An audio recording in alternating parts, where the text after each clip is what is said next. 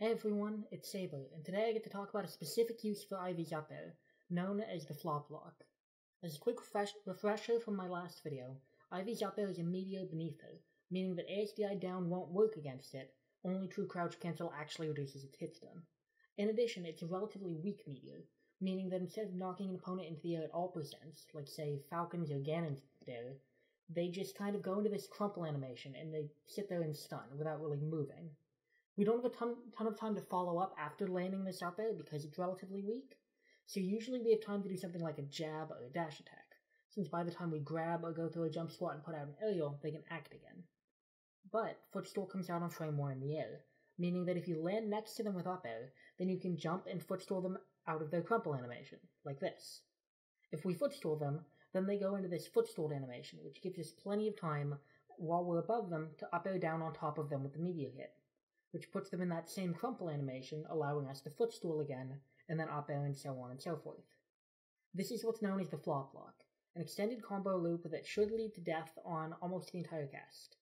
For reference, if you're watching the hand cam, I'm using Y to taunt, so that may or may not be helpful for you depending on how you footstool. Most of the inputs on the flop lock are actually not that difficult. The only thing that really requires you to be technically precise is how fast you're able to land your footstool after the up air. So when you up air, you need to land as close to the opponent as humanly possible, so that it reduces the amount of time that it takes for you to jump up and land the footstool.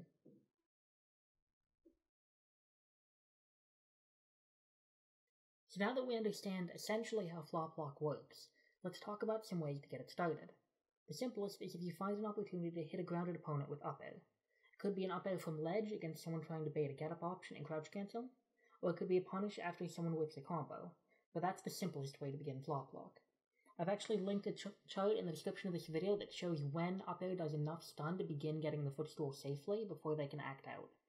And we can footstool someone after up airing them if they're in the air as well, if they're below us, because we can up air them into the ground, and up air still won't do enough knockback to really bounce them, so they go into that same crumple state. But this is a little bit more situational. Given that these raw up airs either on the ground or in the air are hard to find, here are two other setups that can lead into footstool and thus into flop lock. The first is jab 1, which is generally speaking a good poking tool for Ivy, given that it's frame 2 and has good range, but it can also lead into footstool at mid%. You have to be fairly close to them for this to work, and it's susceptible to crouch cancel because it's not a meteor, but if you get the right situation, it can set up very well into footstool. As can single hit back air, or landing with a berry before the second hit has time to come out. If you land close to them with the first hit of back air, then they'll be in almost as much stun as after an up air, and you usually have time to land the footstool and then from there go into flop lock. Although first hit back air is one of the most precise setups into flop lock. So both of these are highly subject to crouch canceling and ASDI down, which obviously up air is not, making connecting a footstool more difficult than after the up air, but it's good to be aware of those properties, or the options, just in case they come up in-game. I very intentionally refer to flop lock as a combo loop and not as an infinite, because it stops working at certain percents when up air begins to do enough knockback to pop the opponent into the air. At that point, you'll obviously have to do something other than just continue to lock.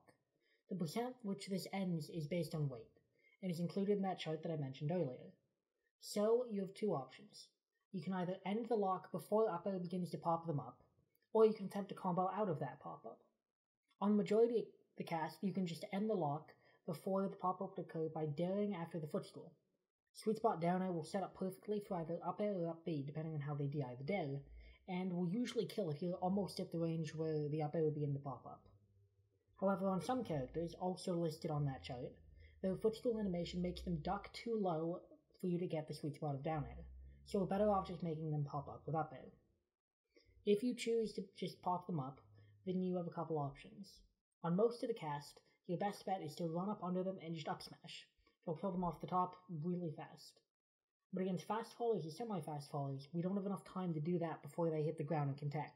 So we're better off either using down smash, which sends at a nasty angle, or dash attack, which can combo into something like beam or up B depending on how they DI.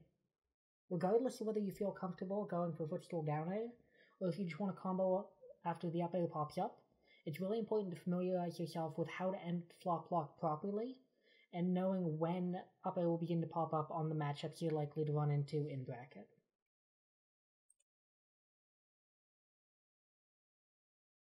As mentioned before, ASDI down is useless against up air because it's immediate, and because they're stuck in stun the entire time after you begin the loop, they can't crouch, meaning that true crouch cancel isn't an option after you begin the flop lock.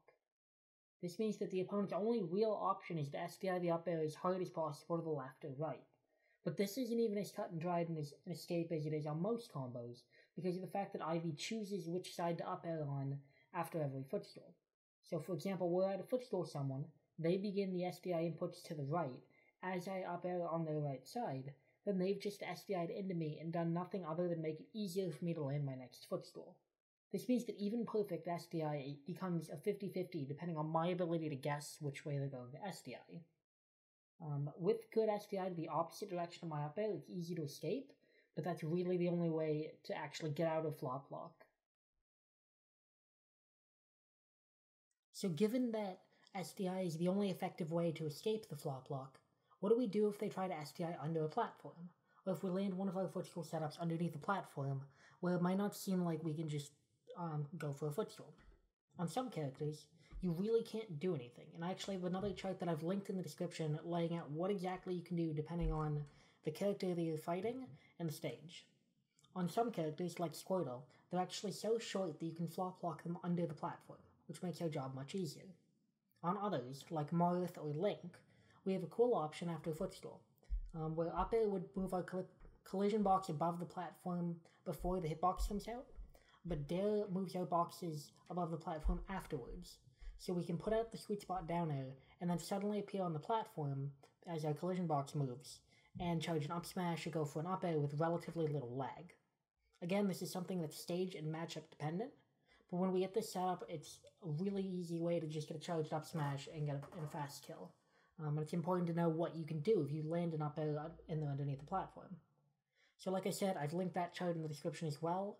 It should be relatively thorough, although I did it by hand, so I could be missing a couple things on there. So there you have it, the flop lock. Since we invented this last September, it's been successfully used in tournament on occasion, but I would really love to see more Ivies making use of it, both in bracket and just in their general gameplay.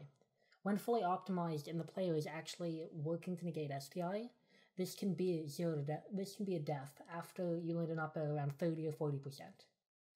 So hopefully people start seeing this as a really strong and viable option. I'm sorry that this video took so long to come out. I've been having computer problems and then hand pain that delayed stuff for a while. But as always, I hope this was helpful. Please leave any questions you have in the comments, and thanks for watching.